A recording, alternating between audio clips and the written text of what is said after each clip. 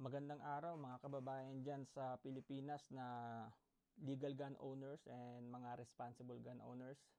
At dito rin sa US, yung mga responsible gun owners at supporters ng Second Amendment rights. Magandang araw sa inyo. So, ang video na ito ay para dun sa mga nagbabalak bumili ng kanilang unang AR-15 rifle.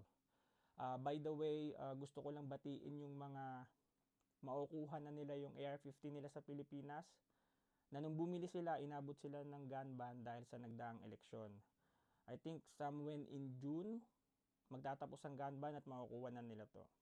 Congratulations sa inyo. So balik tayo dun sa ano ba yung masasuggest ko pag ikaw ay first time buyer ng AR-15. Ang masasuggest ko is kung ano yung budget nyo, kung magkano yung pera nyo na gustong i-google or gastusin sa kauna-unahan yung AR-15 is napakalaking factor nun kasi it's between your preference and your budget, okay? So, bigyan natin ng mas maliwanag na pananaw yung mga nagbabalak na bumili ng sinasabing basic AR-15. So, dyan sa Pilipinas, yung T4 tsaka yung torch ng Rock Island Armory, nakita ko na equipped na siya ng M-LOK handguard, may 15 inches, tapos parang may nakita pa ako na 14.5 yata. So, I'm pretty sure na ang handguard nun is 13.5. So, ngayon, kung first time buyer ka, hindi inferior na ikaw ay may AR na hindi ambi ang safety selector. Kahit isa lang yan, okay lang yan. Kahit na hindi yan yung enhanced na tinatawag, kahit mil-spec yan, okay lang din yan. Pagdating naman sa trigger, not necessarily na magaan yung trigger mo, kahit mil-spec, okay lang din yan kasi first time buyer, first time user ka lang naman eh. So, dumadaan talaga tayo dun sa point ng learning curve pagdating sa isang bagay. So, kung titingin tayo dun sa internet at titignan natin yung mga, lalo dito sa US, yung mga afford dito yung mga mamahaling trigger like Geissele, CMC, siguro magkakaroon ka ng inferiority sa sarili mo na gusto mo yung ganon pero paano magagawa mo kung hindi mo afford? Okay lang yung mil-spec, lalong-lalo na kung gagamitin mo to for self-defense. Okay? So, magpapakita ko ng AR. Itong AR na to ay na-check na prior the filming. So, ito yung aking Sig Sauer M400. So, yung AR noon, nung nabili ko to, hindi pa to, naka full rail to. M400 thread kasi to eh. So, may mga nagsasabi, by science, totoo naman, na yung harmonics ng barrel, pag may nakakabit na attach sa barrel mismo, nagkukos siya ng hindi siya nagiging accurate. Kasi dapat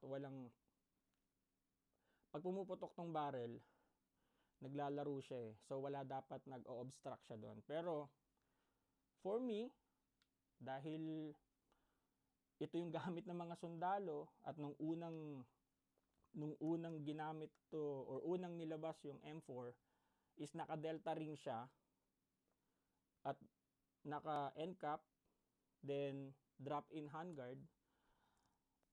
I don't think na big issue na nakaganito ka kesa doon sa naka-handguard.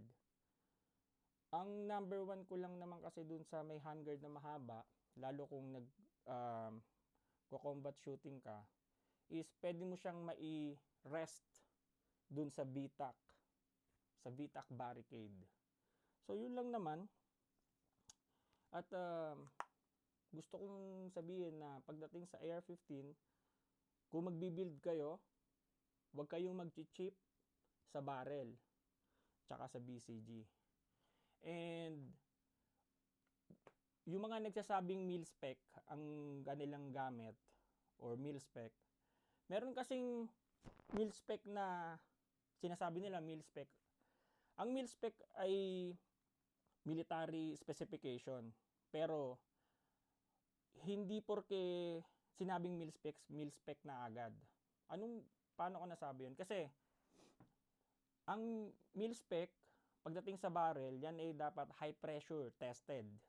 So, nilalagyan niya ng high load na bala, then papuputokin, tapos gagamitan siya ng equipment para maging magnetic particle tested or MPT. Makikita mo yun, naka-engrave yun sa barrel. So, yun ang tinatawag na mil-spec. Ngayon, kung ang barrel mo is hindi high pressure tested at hindi magnetic particle tested, hindi yan maka-classified as mil-spec. Ganun din sa BCG. Yung mismong bolt, kapag hindi siya high pressure tested tsaka magnetic particle tested, hindi siya matatawag na hindi siya pwedeng tawagin na mil-spec. Kahit mil-spec pa yung nilagay nung nag-manufacture. Tsaka pagdating sa BCG, tatlo ang alam ko na halos majority na gumagawa ng BCG. Number 1 dyan, yung Microbest.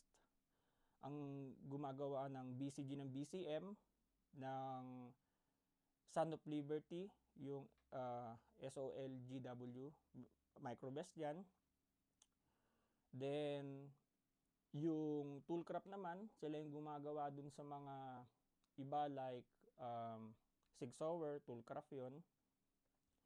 Tapos yung Battle Arms, ano pa ba yung iba? Spikes Tactical, Toolcraft ang gumagawa niyan. Tapos tong Daniel Defense, in-house, sila mismong gumagawa ng kanilang BCG. Pagdating sa AR-15, kahit na yung furniture mo is A2, ako, preferred ko to. So, mas comfortable para sa akin to kesa dun sa mga Magpul. Although may Magpul din ako, may BCM din akong furniture. Tapos pagdating naman sa handguard, kahit yung waffle style ng AR, okay lang din yun. Kahit hindi pa Magpul. Ang makikita ko lang kasi na hindi maganda dun sa stock na waffle design ng AR-15 ay yung wala siyang QD. Kasi ako, proponent ako ng QD para sa sling. So, yun, preference ko yun. That's my own preference. Sana, pagka bumili kayo ng AR-15, is ma-enjoy nyo muna yung bare stock niya. Walang masama doon. Pag may-ari ng baril ay hindi competition, ano ibig ko sabihin? Halimbawa, ang kaibigan mo, naka LWRC siya, naka Daniel Defense siya. Tapos, kailangan ganun ka din. So, kung magkano yung budget mo, dun ka lang muna, i-enjoy mo lang muna. Darating din yung time na magkakaroon ka ng budget at mapapalitan mo yan, ma-upgrade mo yan. At wag mong i-neglect yung budget para sa bala at training. Kasi yung training tsaka yung bala, yan ang mas importante kasi kung meron kang AR-15, may rifle ka nga, nakatago lang naman sa safe mo, sa closet mo. So, wala yun.